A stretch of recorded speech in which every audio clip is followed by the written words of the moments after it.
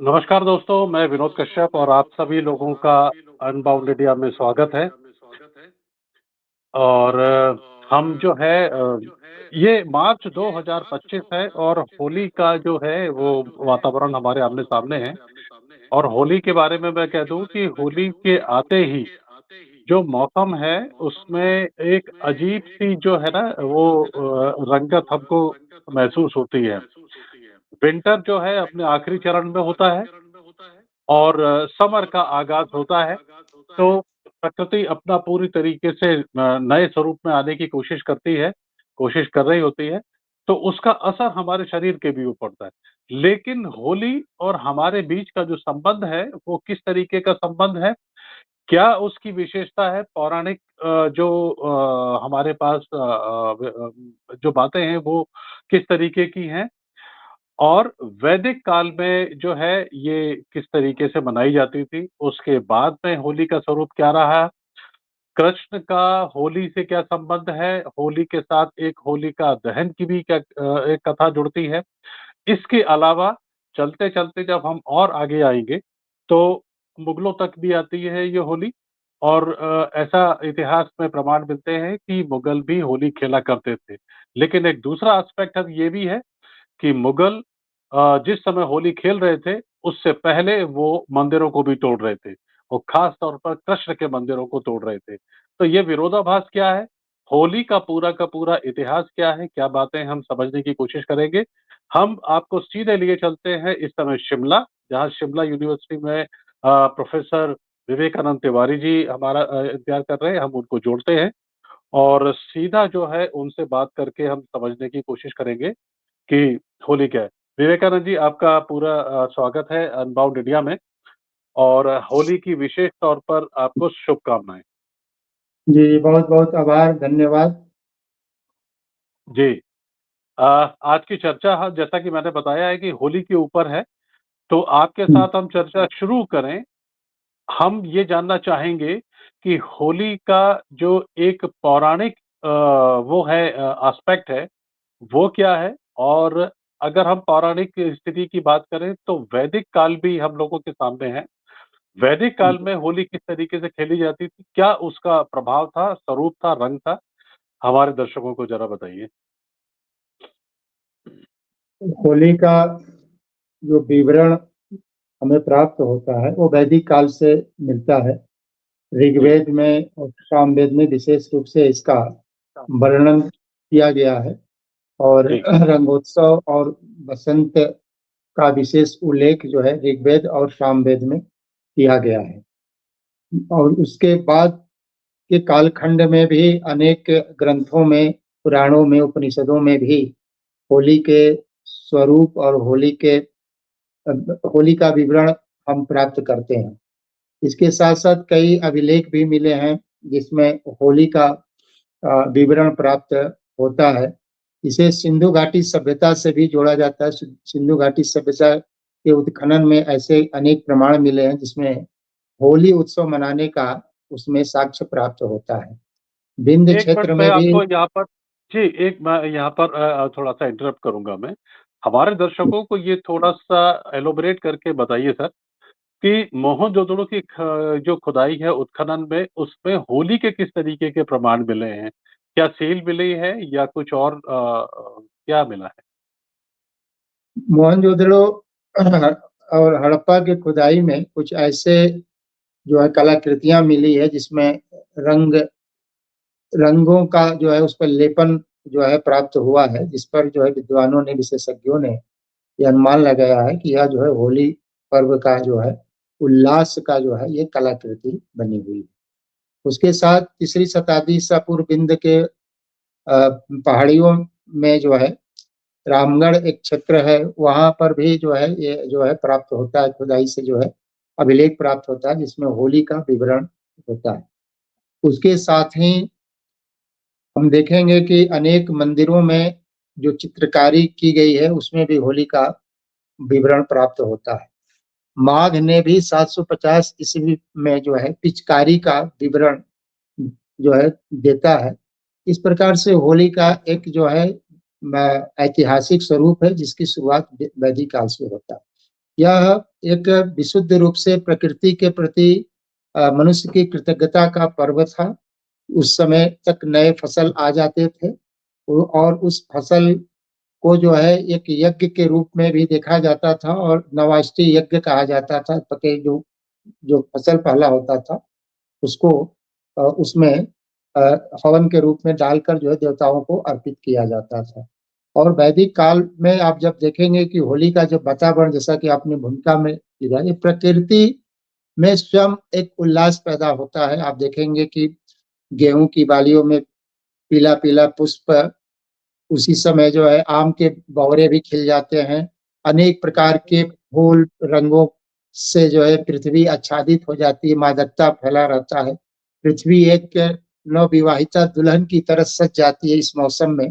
तो इस प्रकार से जो है प्रकृति में भी जो है होली का हम जो है एक तरह से देख निरूपण कर सकते हैं, देख सकते हैं। तो वैदिक काल में जो होली का जो स्वरूप था वो विशुद्ध रूप से जो है एक वैदिक यज्ञ के रूप में इसका वो था। मनुष्य के उल्लास का, मनुष्य के स्वास्थ्य का और मनुष्य की कृतज्ञता का मिला जुला जो है ये पर्व था होली। जी, बहुत-बहुत धन्यवाद। दर्शकों, यहाँ पर एक बात मैं आपको ये बताता चलूँ कि अभी जैसे हाल ही में कुंभ संपन्न हुआ है। कुंभ के ऊपर सर की विवेकानंद तिवारी जी की 5 पुस्तकें एक साथ प्रकाशित साथ हुई हैं और पूरे कुंभ क 7 पुस्तकें प्रकाशित हुई हैं। कुंभ का पूरा एक विवरण, एक एस्पेक्ट जो है, वो उन पुस्तकों में आपको देखने को मिलेगा। अमेज़न पर वो उपलब्ध है। इसके अलावा होली के ऊपर भी विवेकानंद तिवारी जी की एक पुस्तक अभी प्रकाशित हुई है। उसमें होली का जो है पूरा एक जो व्याख्यान है वो हमको तथ्यों के साथ हमको देखने को मिलेगा। आप उसको पढ़ सकते हैं, अमेज़न पर वो उपलब्ध है। पुस्तक को ही लेते हुए हम अपनी चर्चा को आगे बढ़ाते हुए तिवारी जी आपसे ये समझना चाहेंगे कि जैसे कि अभी आपने वैदिक काल की बात कही और प्रकृति के जो एक ट्रांज़िशन जो टाइम होता है, उस ट्रांज़िशन टाइम में मनुष्यों के ऊपर जो प्रभाव पड़ता है, उसके उसमें हम आज भी उसका असर देखते हैं कि एक अलग-सा मन के अंदर जो है विभोर-सा रहता है, प्रसन्न रहता है। मन के अंदर एक अजीब-सी ऊर्जा हम महसूस करते हैं। आज इतने पॉल्यूशन भरे माहौल में जब हम इस चीज़ को महसूस करते हैं, तो आज से हज़ारों साल पीछे अगर लेके जाएँ, जहाँ पॉल्यूशन किसी भी तरीके का नहीं था, तो वो कितना बेहतरीन हमको मिलता होगा उसका अनुभव। प्रमाण जी। जो हैं, वो किस तरीके के कहते हैं, अगर हम रामायण काल की बात करें या महाभारत काल की बात करें, तो संक्षेप में हमारे दर्शकों को बताइए कि इन दोनों पीरियड में होली किस तरीके से खेली गई है? क्या ऐसे प्रमाण मिलते हैं कि भगवान राम ने भी होली खेली है? या कृष्ण के समय में वो तो कथा कृष्ण से सीधी जुड़ती है, तो किस तरीके का होली होती थी? क्या करते क्या थे उसमें? हमारे जितने भी पर्व हैं वो जी, विशुद्ध रूप से वैज्ञानिक हैं और ईश्वर को समर्पित है, धर्म से जुड़ा हुआ है, जिससे व्यक्ति और आस्था के साथ उसका पालन करे। होली का विवरण जो है भगवान कृष्ण से ज्यादा जुड़ा हुआ है वनस्पत राम जी से। और अनेक प्राचीनतम कवियों ने भी राधा कृष्ण को लेकर अनेक प्रकार की रचनाएं की हैं, अनेक प्रकार के श्लोक बनाए हैं, जिसमें कृष्ण की भक्ति का, कृष्ण राधा की भक्ति का, गोपियों के भक्ति का, उनके संयोग का, उनके वियोग का उसमें विवरण हमें प्राप्त होता है। तो देवता के रूप में अगर सर्वाधिक अगर होली में पूजित कोई है तो राधा और कृष्ण है। साथ में हम देखेंगे कि कालांतर में राम से भी जो है होली जुड़ी और जितने गीत श्लोक भक्ति भाव के राधा कृष्ण से, उससे थोड़ा कम राम से भी जुड़ा और बहुत जो है अवध में जिसको आज अयोध्या कहते हैं, उसमें जो है राम को लेकर अनेक प्रकार के होली के गीत आज भी हम बचपन से गाते आ रहे हैं, आज भी है। होली खेले रघुबीरा अवध में, ये आप भी सुने होंगे विनोद जी, और हम लोग भी बचपन में गाते थे, सुनते थे, वो आज भी चल रहा है। तो होली जी, का जो प्रतीक देवता है वो भगवान श्री हाँ, कृष्ण और राधा हैं। उसके बाद जी, कालांतर में जो है राम और हुँ, सीता से भी जोड़कर अनेक प्रकार के लोकगीत, अनेक प्रकार के काव्य छंदों का निर्माण जो है समय जी, समय पर होते चला आ रहा है। आज भी कुछ नवीन छंद, नवीन हाँ, गीत जो है दोनों देवताओं को लेकर, राधा कृष्ण और राम सीता को लेकर बिल्कुल, बनते चले आए। बिल्कुल, बिल्कुल। विवेकानंद जी, आप क्या हमारे दर्शकों को ये बता सकते हैं कि आपने अपने बचपन में भी होली खेली है? तो जिस तरीके का परिवेश होता था और जिस तरीके से गीत गाए जाते थे, है ना? जी। कोई ऐसा कोई गीत कोई आपकी स्मृति में है जो कि अब चलन में नहीं है लेकिन आपने अपने बचपन में उसको खूब गाया हो? क्या इस तरीके का है देखिए, कुछ? होली जब हम लोग बचपन में खेलते थे तो वो लगभग महीनों बसंत पंचमी से ही शुरू हो जाता था। ये हम लोग हुँ, काशी हिंद विश्वविद्यालय से शिक्षा प्राप्त किए हैं, तो वहाँ बसंत पंचमी के बाद से ही जो है ये होली का एक माहौल विशेषकर बनारस में बन जाता हुँ, था, और हम लोग महीनों तक जो है उस वातावरण में, मतलब कि लोक परंपरा में हम लोग के यहाँ गाली भी देना इसको जो है शुभ हुँ, माना जाता था, और कोई बुरा भी नहीं मानता था। तो हुँ। जो उत्साह रहता था महीनों, हम लोग कोई होली उदाहरण कोई उदाहरण देके बताइए या बचपन की कुछ यादें अगर आपको याद हो?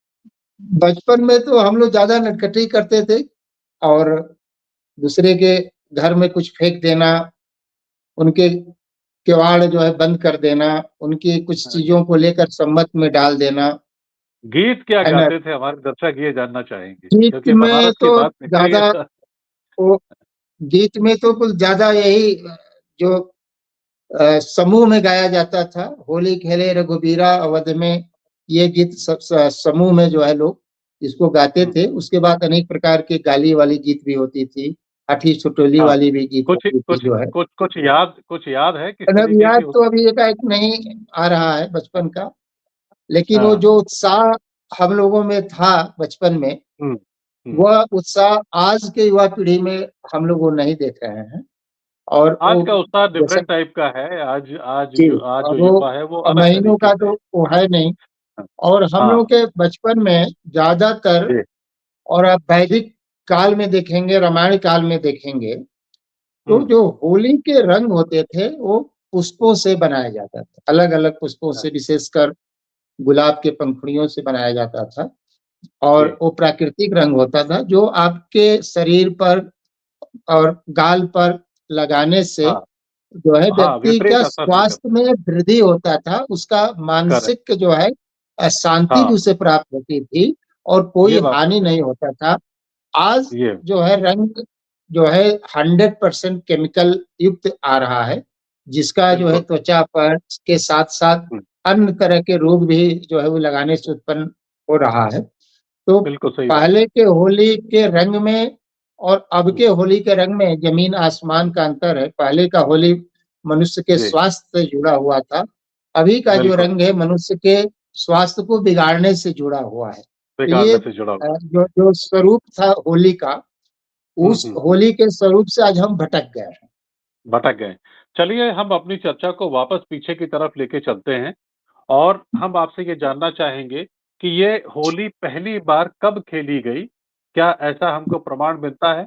और श्री कृष्ण की अगर हम बात करें तो श्री कृष्ण के जीवन में जिस समय थे, होली किस तरीके से उसका विवरण मिलता है? क्या क्या होता क्या था उस समय देखिए, श्री कृष्ण होली का महाभारत के तो समय? जी, होली का तो प्राचीनतम जो विवरण है वो ऋग्वेद में जी, है और सामवेद में है। जी, बसंत ऋतु की प्रशंसा और रंगों की जो है रंगों की जो विवरण उसमें प्राप्त होते हैं। जी, और जहाँ तक ऐतिहासिकता का विषय है कृष्ण से जुड़ा, तो कृष्ण के समय होली को जो है हम एक जो है व्यापक रूप में ग्वाल ग्वाल बालों के साथ जो है होली खेलते हुए उसमें हम पाते हैं, विवरण भी पाते हैं उस समय के। भागवत, श्रीमद् भागवत में भी इसका विवरण है, कृष्ण के जो है होली, राधा के साथ की होली का विवरण, ग्वाल बालों के साथ होली का विवरण। और ये कहीं ना कहीं इसका द्योतक है कि उसके बाद जितने भी होली के गीत संगीत आदि बने हैं, वो ज्यादातर भगवान श्री कृष्ण और राधा से जुड़े हुए गीत बने हुए हैं। तो यह जी, निश्चित रूप से जो परंपरा है वो पीढ़ी दर पीढ़ी आती है और उस जी, परंपरा का पालन हम करते हैं। तो निश्चित रूप जी, से जो देवताओं में अगर कहा जाए तो कृष्ण ही एक ऐसे थे जिन्हें जो है इसका जो है आदि गुरु भी कहा जा सकता है होली के। और वो खुद जो बिल्कुल, है जो उनका बाल क्रीड़ाएँ थी, होली से जुड़ा हुआ भी बहुत सी बाल क्रीड़ाएँ हैं, जिसको हम आप बिल्कुल, सभी जानते हैं। तो भगवान श्री बिल्कुल, कृष्ण से इसको जोड़कर होली को देखा जी, जाता है और जी, उसमें राधा कृष्ण का जो है सर्वाधिक जो है गान होली के गीतों में हम देखते हैं, पाते हैं। बिल्कुल। ठीक है, आगे बढ़ के जब हम कृष्ण के पीरियड से निकल कर उसके कई सालों बाद जब हम अशोकन पीरियड में आते हैं, बुद्ध के पीरियड में आते हैं या महावीर के काल में जब आते हैं, तो क्या ऐसे प्रमाण मिलते हैं कि बौद्ध काल में या जब महावीर थे और जैन धर्म का प्रभाव हो रहा था इस देश में, तब भी क्या होली खेली जाती थी? या ऐसा हो कि जिस जिस तरीके से बुद्धिज़्म और बाकी सनातन के बीच में जो एक हमको विरोधाभास देखने को मिलता है, तो क्या इनका होली पर भी प्रभाव था? या सब लोग इस त्योहार को बड़े धूमधाम से मनाते थे और एक साथ मनाते थे? होली का प्रचलन बौद्ध जैन धर्म से बहुत हजारों वर्ष पूर्व में होते चला आ रहा है। बौद्ध और जैन जी, धर्मों में भी होली का कहीं भी जो है लेस मात्र भी कमी देखने को नहीं प्राप्त होता है। उस समय बसंतोत्सव, जी, मदनोत्सव के रूप में इसे मनाया जाता था। बसंतोत्सव का मतलब आप समझ लीजिए कि बसंत ऋतु के आगमन के बाद जो है होली का आगमन होता, तो इसको बसंतोत्सव भी कहते थे। मदनोत्सव इसलिए जी। भी इसका नाम था कि 4 पुरुषार्थ थे, धर्म, अर्थ, काम और मोक्ष। तो काम कीड़ा जिससे हुँ, नई जो है संतति प्राप्त होती है, सृजन होता है। तो वो हुँ, इस हुँ, वातावरण में बसंत के समय हुँ, में, होली के समय में मनुष्य स्वयं प्रफुल्लित होता है। तो इस कारण से नई सृजन के लिए भी यह ऋतु श्रेष्ठतम मानी गई थी। इसीलिए इसे जी, मदनोत्सव के नाम से भी जाना जाता था। और बौद्ध जैन जी, धर्म में भी धर्म का जो प्रभाव भारत पर बहुत ज्यादा था, उस समय भी हुँ, हम हुँ, देखते हैं कि होली का प्रचलन विशेषकर जो है उत्तर भारत में, पाटलिपुत्र में जी, हम देखते हैं जी। कि इसको जो है एक महा उत्सव के रूप में जो है तो मनाया अशोकन जाता रहा। जी, सम्राट अशोक के जो हमको जो एडिक्ट्स जो मिलते हैं और जो शिलालेख जो मिलते हैं और जो खुदाई उत्खनन में जो हमको चीज़ें मिलती हैं, तो क्या अशोकन टाइम में भी होली के मनाने के कोई अभिलेख है या कुछ और प्रमाण हमको मिलते हैं? फिर उस समय के तो जो है अभिलेखीय साक्ष्य भी है और साहित्यिक स्रोत जो होता है, दो दो विशेषकर इतिहास जी, प्रमाण का दोनों में प्राप्त होता है। वहाँ जी। ये एक तरह से समझिए कि राजाश्रय प्राप्त जो है ये जो है पर्व था और हुँ, इसमें हुँ। राजा स्वयं इसमें भाग लेते थे। राजमहलों में इसका आयोजन होता था, होली मिलन जैसे आज हम करते हैं। तो वो जी, जी। परंपरा पीढ़ी दर पीढ़ी आती जा रही है। उसमें कुछ संक्रमण होता है, कुछ कमियां आती हैं, कुछ नए चीज वो तो जुड़ते हैं, हाँ, नहीं लेकिन जुड़ते। मूल हाँ, समय वही के हिसाब होता है से। कि उस हाँ, समय भी राजा प्रजा हाँ, सब आपस में मिलकर होली गुलाल अरे होली खेलते थे। रात में हाँ। गुलाल और अबीर लगाने की परंपरा थी, मिलने का जी, परंपरा था, उपहार जी। देने की परंपरा थी। तो ये अच्छा। हाँ, होली का तो बहुत ज्यादा प्रचलन मगध साम्राज्य सम्राट के समय में, मगध साम्राज्य में बहुत ज्यादा हाँ। देखने को पड़ा था। जी, यहाँ पर एक चीज़ और भी हमारे दर्शक ये जानना चाहते हैं कि हम एक अपने इतिहास की जो झलक है, वो महाकवि कालिदास के भी जो रचनाएँ हैं, उसके अंदर देखते हैं। तो महाकवि कालिदास ने होली को किस तरीके से देखा? कोई ब- उदाहरण देके या कैसे ब- आप उसको एलॉबरेट कर बहुत बढ़िया प्रश्न है। जी, महाकवि कालिदास के ऋतु संहार का पूरा एक सर्ग ही जो है जी, बसंत उत्सव से जुड़ा हुआ है। उसके जी, साथ ही कुमार संभव और मालविकाग्नि मित्रम में भी होली का विवरण प्राप्त होता है। उनके श्लोक में जो होली और बसंत का विवरण का लालित्य है, वह विश्व जी, के किसी भी साहित्यकार के साहित्य में वह लालित्य प्राप्त नहीं होता है। तो महाकवि कालिदास तो रसों के महारसिक महाकवि माने जाते हैं और उनका पूरा का पूरा ऋतु संहार का 7वां सर्ग जो है हुँ, वो पूरा का पूरा बसंत उत्सव और होली के जी, पर जो है समर्पित है। ये तो सातवां महाकवि जो जो कालिदास सर्ग है। के साहित्य जी, में सातवां। महाकवि कालिदास जी, के सातवां साहित्य में सर्ग। बसंत और होली का रस का जो है एक तरह से हाँ, महासमुद्र का जो है प्रवाह है।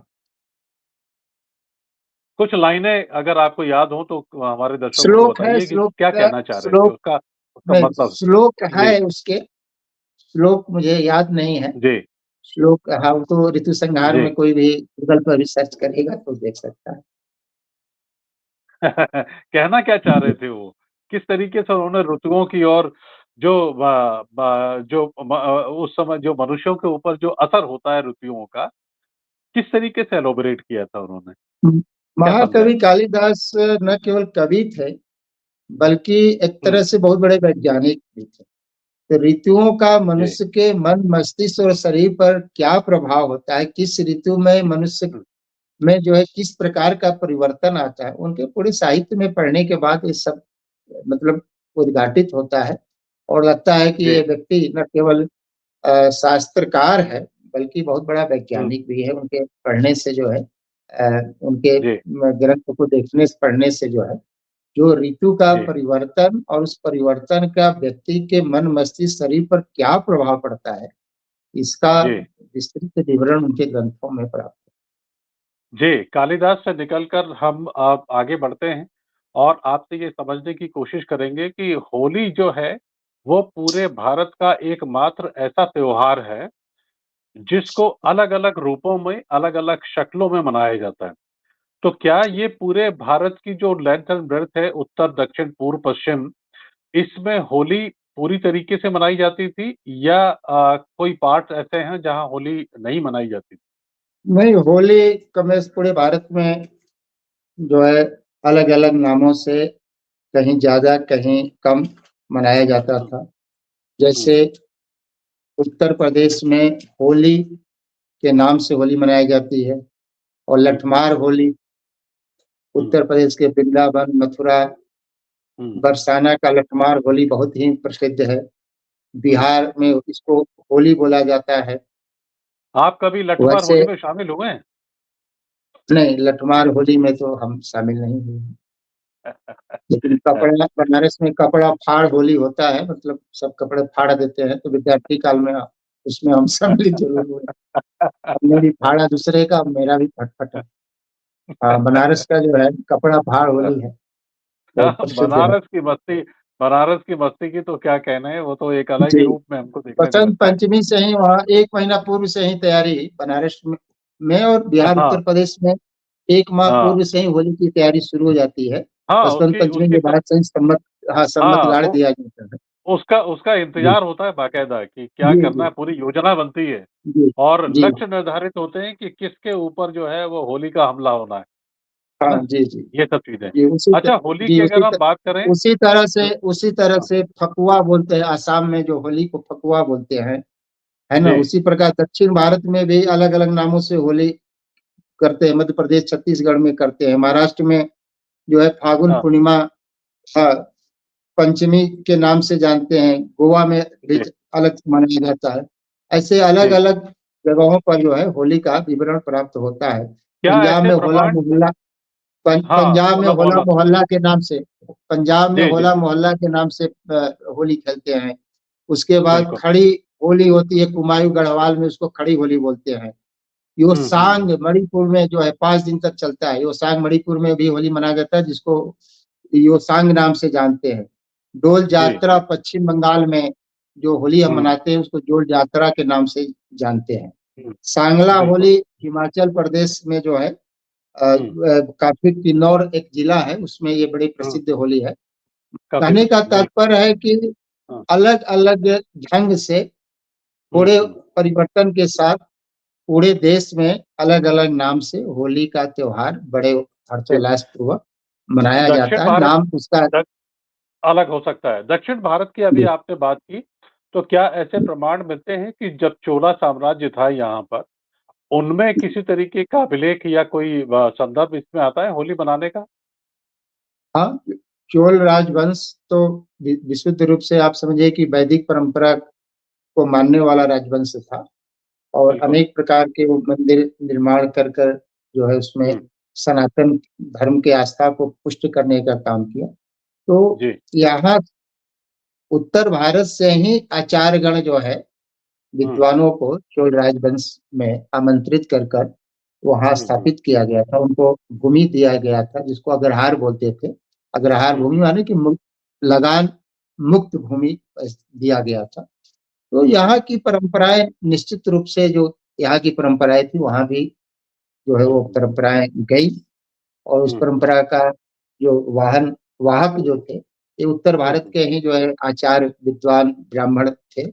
हुँ, इस हुँ, प्रकार से चोल राजवंश में भी होली का ठीक है। प्रचलन हम देखते हैं। प्रचलन देखते और हैं, ठीक है। हाँ यहाँ बिल्कुल। जी, यहाँ से निकल कर अगर हम भारत के बाहर की बात करें, तो क्या भारत के बाहर भी विदेशों में भी होली मनाने के प्रमाण हमको मिलते हैं? पुराने समय में, आज तो मनाते ही हैं। पुराने समय में जहाँ जहाँ भारतीय संस्कृति थी, हुँ, चाहे वो बौद्ध धर्म के माध्यम से गई हो या सनातन धर्म के माध्यम से, जहाँ जहाँ विदेशों में हुँ, वैदिक संस्कृति या बौद्ध संस्कृति थी, हुँ, हुँ, वहाँ जैसे जावा है, जापान है, श्रीलंका है, हुँ, मालदीव है, इस सबों में भी कम बेसी होली का प्रचलन हम देख सकते हैं। जी। अंग्रेजों के काल में जहाँ जहाँ भारतीय गए, जहाँ हुँ, जहाँ हुँ, बसे मजदूर के रूप में गए, विशेषकर बिहार के मजदूर, उत्तर प्रदेश के हुँ, मजदूर, तिरमटिया हुँ, मजदूर हुँ, जिन्हें कहा जाता था, हुँ, हुँ, वहाँ बिल्कुल विशुद्ध रूप से जैसे यहाँ की होली थी, वहाँ होली का प्रचलन बढ़ते गया। और सही है। आधुनिक काल में जहाँ जहाँ भारतीय रोजी रोजगार हुँ, के लिए जो है विदेशों में बस गए, जैसे अमेरिका है, इंग्लैंड है, जर्मनी है, हुँ, हुँ, हुँ, फ्रांस है, तो हुँ, सभी में भारतीय जैसे भारत में होली मनाते हैं वहाँ होली, और ये परंपरा दिन प्रतिदिन बढ़ती जा रही है। न जी। केवल भारतीय इस परंपरा का जो है वाहक है वहाँ विदेशों में, हुँ, हुँ, बल्कि बहुत से विदेशी भी इस जो है होली के त्योहार को से आकर्षित हाँ, होकर बड़े आकर बिल्कुल, हर्षोल्लास पूर्वक जो है उसको खेल बिल्कुल, रहे हैं। बिल्कुल, आप देख सही सकते है, हैं इंग्लैंड अमेरिका में तो बिल्कुल। पूरा तो विमय हो जाता है। हाँ, वो तो हो बिल्कुल सही बात है। हमारे दर्शकों को आप ये बताइए कि आपने होली के ऊपर एक पुस्तक लिखी है। उस पुस्तक में विशेष रूप से आपने किस बात का उल्लेख किया है? दर्शक आपकी पुस्तक को क्यों पढ़ें? जी, होली पर अगर आप सर्च करेंगे गूगल पर या जो भी सोशल मीडिया का माध्यम, होली पर एक भी विशुद्ध कोई किताब नहीं। जी, तो इस एक भी नहीं है जो होली के वैदिक स्वरूप को और होली की लोक परंपरा को जो है एक साथ जो है समाहित करने का कार्य किसी पुस्तक में हुआ है, मुझे ऐसा दिखाई नहीं पड़ा। तो मुझे लगा कि होली तो एक बहुत बड़ा भारत का एक सांस्कृतिक एकता का हुँ, जो है पर्व है, सामाजिक जी, समरसता का पर्व है, लोक आस्था का पर्व है और एक जी, बहुत ही वैज्ञानिक पर्व है, और इस पर कार्य ही बिल्कुल, नहीं हुआ है। तो जी, मैंने जो है इस तमाम चीज़ों को होली के न केवल वैदिक स्वरूप को, बल्कि लोक आस्था से जुड़े हुए जो चीज़ें हैं अपने हुँ, समाज में होली को लेकर, होली के जो है वैज्ञानिक तथ्य को लेकर, ये तमाम चीज़ों को, और शास्त्रीय संगीत आदि में जो है संगीत परंपरा, शास्त्रीय संगीत परंपरा में भी होली की हुँ, बहुत ही समृद्ध परंपरा रही है और बहुत से उसमें गीत जो है होली को लेकर है। और जी, जी, संगीत में इतनी लोकप्रिय होली है कि एक हुँ, होली, एक शास्त्रीय संगीत की विधा का नाम ही होली है, जिसमें केवल होली के ही गीत गाए जाते हैं। ध्रुपद अच्छा, है, धमार है, छोटा बड़ा ख्याल है, ये तमाम। हुँ, उसके हुँ, बाद लोक संगीत है, जिसमें जी। हमारे आपके गाँव में एक अलग तरह के गीत का प्रचलन है, जो समूह में गाए जाते हैं, ये है ना? पुस्तक आपके पास है क्या अभी? दिखा सकते हैं हमारे दर्शकों को? पुस्तक तो अभी हमारे पास नहीं है, बनारस से नहीं आई है। अच्छा, कवर उसका है, ठीक है। मैंने आपको भेजा है, दोबारा भेज हाँ, सकता हूँ। वो स्क्रीनशॉट में कैसे वो लगा होगा हुआ भैया है जी? उसमें। हाँ, स्क्रीनशॉट में लगा हुआ है वो। अच्छा, यहाँ पर हमारे दर्शकों को आप एक बात और बताइए, हम चर्चा को आगे बढ़ाएँ कि होली जो है कैसे होगा? ऐसा हमको प्रमाण देखने को मिलता हाँ? है। हाँ, हाँ, हाँ अ प्रोफ़ेसर विवेकानंद तिवारी जी, हाँ, एक जी, जी, प्रमाण बताइए। हमारी इस बात की भी चर्चा में है और मैंने अपने स्क्रीनशॉट में भी ये लगाया है कि हुँ, मुगलों की होली का भी बड़ा क्या कहते हैं चर्चा होती है कि मुगल भारतीय जो त्योहार हैं, हिंदुओं के जो त्योहार हैं, उनको बड़े उत्साह से मनाए जाते थे। इस बारे में सच्चाई क्या है? मतलब कि मुगलों को होली खेलने का मतलब क्या था? जबकि वो जिस तरीके का विध्वंस इस देश में कर रहे थे, मंदिरों को तोड़ रहे थे और पूरी आस्थाओं को लगातार कन्वर्शन कर रहे थे। ऐसी सिचुएशन में होली जैसे त्योहारों को मनाना भी बड़ा अजीब-सा है। मतलब ये बात जी, जी। समझ में नहीं आती। अब इसके 2 एस्पेक्ट हैं। जी, पहले मैं मुगलों के होली का बता देता हूँ, फिर आप जी। तोड़ने वाला विषय है वो है ना? ये जो है, ये एक तरह से मज़हब से परे था, ये मानव का त्योहार था, पर्व था और बहुत प्रसिद्ध जो विदेशी यात्री अल्बुरेनू था, जो उसने हुँ, पूरे भारत का यात्रा किया, उसने अपने यात्रा विवरण में होली हुँ, उत्सव का बिल्कुल जो है हुँ, क्या कहते हैं विवरण वो दिया है। हुँ, हुँ, अकबर के समय में चूँकि उसकी बहुत सी रानियाँ हिंदू धर्म से जुड़ी हुई थी, जैसे हिंदू म जो है राजस्थान की जो है हुँ, राजपूतानी थी, तो उनका भी अपना एक जो संस्कार था हिंदू धर्म का, हिंदू पर्व त्योहार मनाने की जो एक उनके अंदर रसा-बसा संस्कार था, वो अकबर के साथ जुड़ने के साथ भी वो कायम रहा और अकबर अपने को सरधम समभाव का प्रतीक के रूप में दिखाने के लिए भी होली जी, बड़े धूमधाम से मनाता था। जो है महीनों पूर्व वहाँ तैयारी चलती थी। सोने चांदी के ड्रम में जो है रंग घोल कर रखा जाता था। महलों जी। में जो है रानी पटरानी हरम में जो उनकी थी उनके साथ होली खेलते थे। शाम में जो है अबीर गुलाल लगाने की परंपरा थी। आम जनता भी उसमें सम्मिलित होती थी और बड़े-बड़े राजा महाराजा भी उसमें सम्मिलित होते थे। यहाँ जहांगीर पर के काल प्रोफ़ेसर में भी जी, प्रोफ़ेसर विवेकानंद जी, एक बात बताइए, अभी आपने हरम की बात की। क्या अकबर की रानियों ने जो भी विवाह किया है, वो अपनी मर्ज़ी से किया है या वो लूट का सामान थी? ज्यादातर तो जो आप बोल रहे हैं वो तो आक्रमण के बाद जो है वो लूट के ही समान था। कुछ लोगों ने अपने शासन सत्ता बरकरार हुँ, रखने के लिए स्वतः जो है अपने बेटी बहन को उन्होंने सौंपा या कहिए शादी किया, जो भी कहा जाए। उसका विशुद्ध जो एकमात्र लक्ष्य था कि हमारी शासन सत्ता हुँ, बरकरार रखे और हमें बड़े ओहदे प्राप्त हो। ये भी था। हुँ, आगे अगर हम हुँ, होली के देखते हैं तो कई जहांगीर के समय में भी जो है तुजुक ए जहांगीरी एक पुस्तक है, हुँ, जिसमें हुँ, होली खेलते हुए जहांगीर के चित्र का विवरण है। उसके हुँ, हुँ। बाद जो है मोहम्मद रंगीला का भी पुचकारी लेकर दौड़ते हुए जो है चित्र का विवरण प्राप्त होता है। हुँ। हज़रत ये जो निज़ामुद्दीन चित्रों का औली जो ये चित्रों का जो विवरण है, इसमें महिलाओं के साथ खेलते हुए का विवरण है या पुरुषों के साथ भी खेलते हुए? में महिलाओं के साथ भी जैसे मोहम्मद शाह रंगीला का जो चित्र है वो दौड़ते हुए महिलाओं पर रंग पिचकारी से छोड़ने छोड़ते हुए का हुँ, चित्र उसमें वर्णित है। हुँ, पुरुषों के साथ का भी वर्णन हुँ, है और हुँ, शाहजहां के काल में जो है इसे जो है ईद ए गुलाबी के नाम से होली को जाना जाता है। ईद ए जी, गुलाबी का मतलब था कि गुलाब के पुष्पों से जो है पानी में भिगो कर लोगों के ऊपर छिड़का जाता था। ईद ए गुलाबी का इसमें विवरण होता है। तो हुँ, इस हुँ, प्रकार से जो है ये विवरण हमें जो है प्राप्त होता है कि मुगल काल में भी मुसलमान जो है, हुँ, क्योंकि यहाँ की हुँ, अधिकांश जो जनता थी वो हिंदू थी, तो हुँ, उनके साथ समन्वय स्थापित हो और हुँ, शासन सत्ता के प्रति आम जन में जो है एक अच्छी धारणा बने, विद्रोह की भाव हुँ, न हुँ, हो, इस हुँ, कारण से दिखावापन के रूप में ही इसे मानिए, लेकिन जो हाँ। है मुगल काल में होली का विवरण प्राप्त होता है। जी, अब जिस तरीके से भारत के राजाओं ने अपनी परंपराओं को दूसरे देशों में लेकर गए या दूसरे देश के लोग यहाँ पढ़ने के लिए आए, जैसे ह्वेन सांग की अगर हम बात करें तो वो यहाँ का प्रभाव है जो वो चीन में भी लेकर गया। क्या जी, ऐसा प्रमाण मिलता है कि ये जो मुगल कालीन जो शासक थे या मुस्लिम जो लुटेरे थे यहाँ पर आ रहे थे और यहाँ के धर्मों और परंपराओं से प्रभावित थे, होली खेलते थे, तमाम चीज़ें। क्या ये इस तरीके की परंपरा जहाँ से ये आए थे, वहाँ पर ले जाके इन्होंने स्थापित करने की कोशिश की, अगर बड़े प्रभावित थे तो? नहीं प्रभावित तो कुछ खास नहीं थे। ये तो लुटेरे के रूप में आए थे। इनका एकमात्र उद्देश्य था कि अधिकतम जो लूट सके, धन संपदा के साथ साथ बहू बेटियों को भी वो लूट कर ले जाते थे।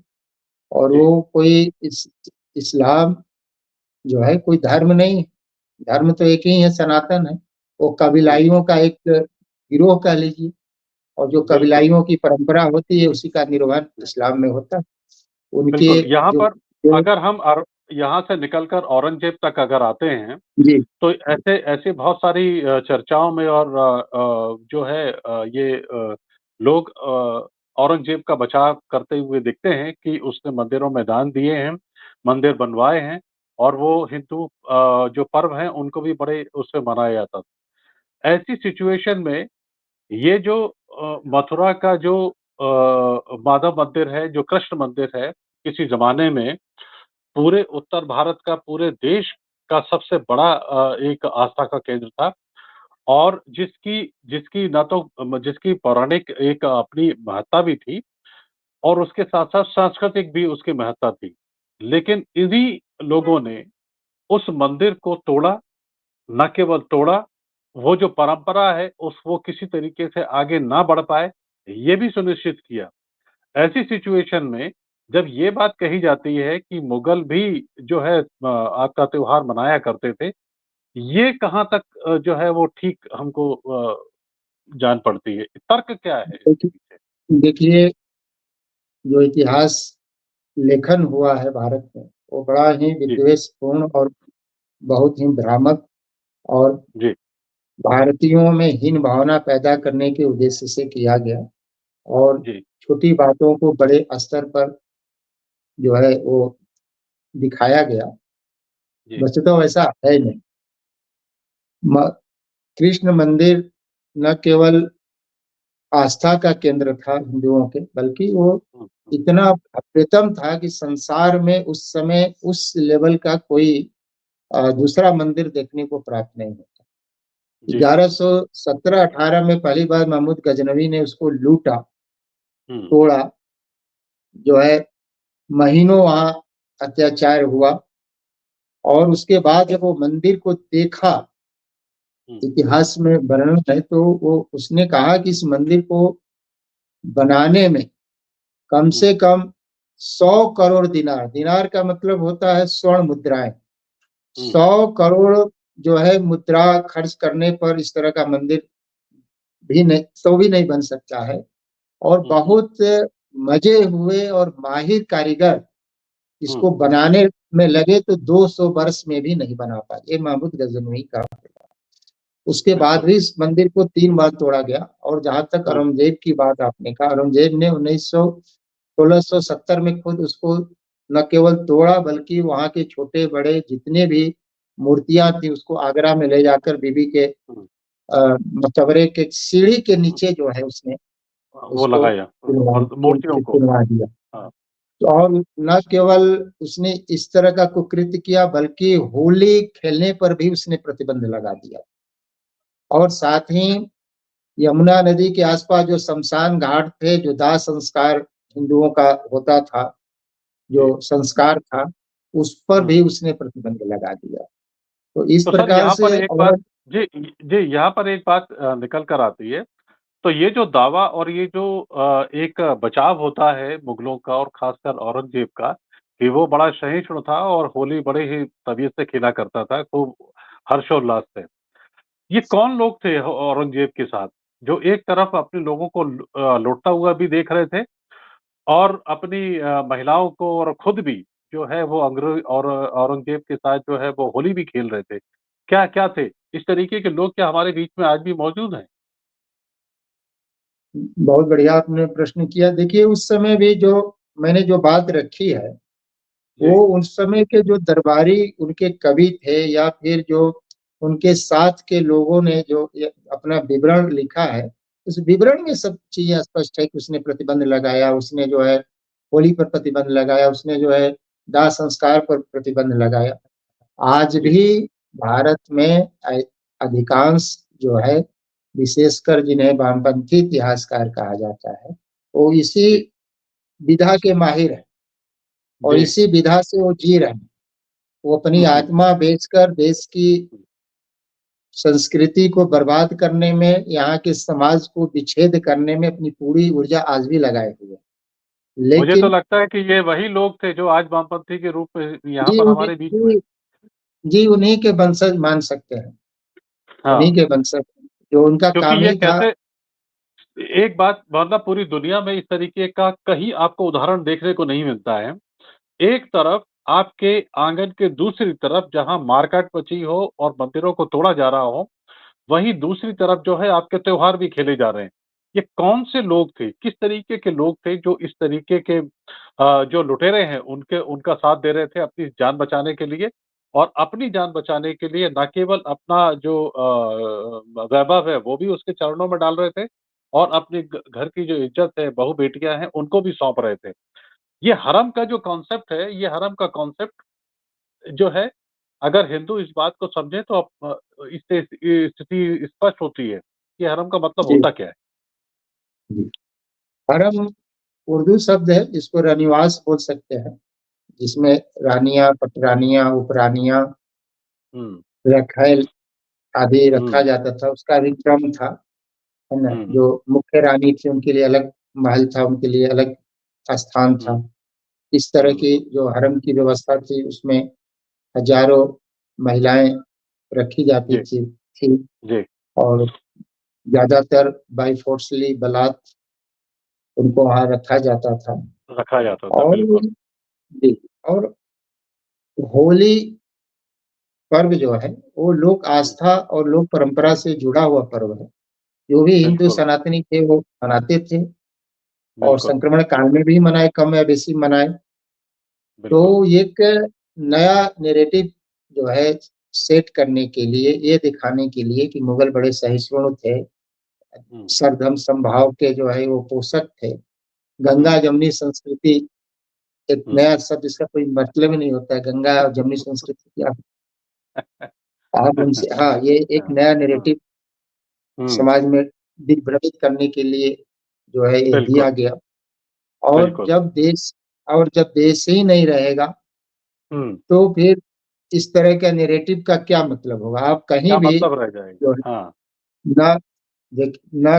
और मैंने एक बात और आपको मैं स्मरण कर गया, न केवल औरंगजेब ने जो है हुँ, मथुरा के मंदिर को तोड़ा, बल्कि हाँ, उसका नाम भी उसने इस्लामाबाद रखा। मथुरा इस्लामाबाद का रखा, नाम बिल्कुल, इस्लामाबाद रखा। तो और आप फिर उनके होली इतिहास और में पढ़। बिल्कुल, वो तो जी, तथ्य हैं उसमें, और हाँ होली भी खेल रहा था।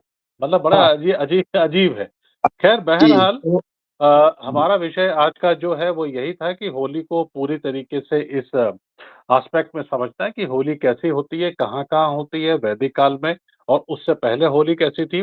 कृष्ण से इसका संबंध भी हमने जोड़ा, साथ-साथ मौर्यन पीरियड में भी हमने देखा कि किस तरीके से प्रोफ़ेसर विवेकानंद तिवारी जी के माध्यम से, साथ ही साथ हमने इसका संबंध ये भी देखा कि कालिदास ने किस तरीके से इसको व्याख्यायित किया है, बड़े ही खूबसूरत तरीके से। जो पढ़ने वाले जो लोग हैं, जिनको कालिदास के बारे में समझ में आते हैं, वो कालिदास का 7वाँ सर्ग पढ़ें उसमें, तो समझ में आएगा कि जी आप जब उसको पढ़ेंगे तो ऋतुओं का आनंद भी आपको आप उस उनके उसमें जी। महसूस कर सकते हैं। इसके साथ-साथ कालिदास के हमने कालिदास हाँ, के बारे में एक लाइन और विवरण है। जी। कालिदास के बारे में जो है अ, हुँ, उनके लेवल का कितना दुर्भाग्य है कि जो है कालिदास की तुलना भी विश्व के अन्य कवियों से होना चाहिए, तो जो है इंग्लैंड का जो नाटककार है उसकी तुलना कालिदास से की जाती है। क्या शेक्सपियर नाम की है बात जो करते हैं, हाँ, शेक्सपियर शेक्सपियर। शेक्सपियर, कहा हाँ। जाता है कि भारत का शेक्सपियर कौन है, तो कालिदास। कालिदास हिमालय थे और शेक्सपियर एक गड्ढा था। बिल्कुल एक कालिदास के बिंदु। बारे में कालिदास के बारे में जर्मनी का विद्वान गेटवे ने कहा है हाँ, कि बिल्कुल। कालिदास के अभिज्ञान शाकुंतलम के चतुर्थ सर्ग का 4 श्लोक हुँ, पूरे यूरोप के लाइब्रेरी पर भारी पड़ेगा। कोई भारी भारतीय पड़ेगा, विद्वान नहीं बिल्कुल। कह रहा, ये जर्मनी का मैं विद्वान कह रहा है, केवल 4 श्लोक यूरोप की बिल्कुल, जितनी लाइब्रेरी है उस पर भारी पड़ेगा। मैं अभिज्ञान पूरी तरीके शाकुंतलम से के चतुर्थ सर्ग का 4 श्लोक। श्लोक चार चतुष्टय बोलते हैं। बिल्कुल, मैं आपकी बात से पूरी तरीके से सहमत हूँ। कालिदास को जो स्थान इस देश में मिलना चाहिए था, जी, वो नहीं मिला है। उसके पीछे भी वही रणनीति ये थी, वही वामपंथी मंशा थी। इतिहासकार जो अपनी आत्मा हाँ, बेच ये कर, वही मन आप एक बिल्कुल मिनट, ये एक आधा मिनट और मेरा इस पर सुन लीजिए जी, कि जी, जी, बताइए। जो जंगल में घास की रोटी खाकर भी अधीनता स्वीकार नहीं किया महाराणा प्रताप, वो महान हुँ। कि अकबर महान। और यहाँ सारे बचपन से हम लोगों को गलत इतिहास पढ़ाया गया कि अकबर महान। नहीं, अब अकबर तो महान नहीं, स्थितियाँ राणा बदल गई प्रताप। हैं। जी, जी, स्थितियाँ बदल गई हैं और लगातार हमको इसके अपडेट मिल रहे हैं और ख़ासकर अनबाउंड इंडिया हमारे जी, दर्शकों को ये वस्तु स्थिति की जो है वो उसको स्पष्ट कर रहा है लगातार, अलग-अलग स्टोरीज़ के माध्यम से जैसे आज की चर्चा जी। में हमने होली नहीं नहीं, को अलग आपका एस्पेक्ट से आपका जो अ, चैनल है वो राष्ट्रीयता, भारत भारतीयता, सनातन के लिए समर्पित है। और आप बिल्कुल। वैसे ही पर चर्चा करते हैं जिसे सनातन धर्म और हिंदू समाज पुष्ट हो, समाज में जी, सामाजिक समरसता बढ़े और संगठन बिल्कुल, की भाव पैदा हो और भारत भारतीयता बिल्कुल, का भाव हो, देश अखंड हो। इस तरह की बिल्कुल। परिचर्चा आप करते हैं। इसीलिए हम लोग इतनों व्यस्त रहते हैं, तो आपका एक कॉल आता है तो हम लोग सब काम छोड़कर परिचर्चा में सम्मिलित हैं। नहीं, बहुत-बहुत धन्यवाद आपका कि आप जी, इस तरीके की जो चर्चाएँ हैं बड़ी इंटरेस्टिंग और इन्फॉर्मेटिव होती है, उसके लिए आप समय निकालते हैं और अनबाउंड इंडिया के दर्शकों को सामने उपस्थित होकर उसको पूरी तरीके से सेलिब्रेट करते हैं, समझाते हैं उसको। तो होली की एक बार फिर से जितने भी दर्शक हैं उनको फिर से बधाइयाँ और विवेकानंद जी आपको भी होली की विशेष शुभकामनाएँ। और मैं चाहूँगा कि होली पर आप जो है इस शो के बाद में वो जो बचपन में जो गालियाँ और जो गीत जो है उसको आप स्मरण करें, किसी से फ़ोन करके आप फिर से दोबारा से सुनें, उस मस्ती में मैं चाहूँगा कि दोबारा जाएँ। और ये जी, जो हमने जो चर्चा की इसका पर्पज़ ही यही था कि हम होली को उस एस्पेक्ट में उस परिप्रेक्ष्य में समझने की कोशिश करें। बहुत-बहुत धन्यवाद आपका। अगली जी, किसी खास व्यक्ति के साथ खास विषय के पर फिर से हम चर्चा करेंगे और देखेंगे भारत को मेरी नज़र से। बहुत-बहुत जी, धन्यवाद। जी, जी, नमस्कार। जी, चलो नमस्कार। भैया, बहुत बहुत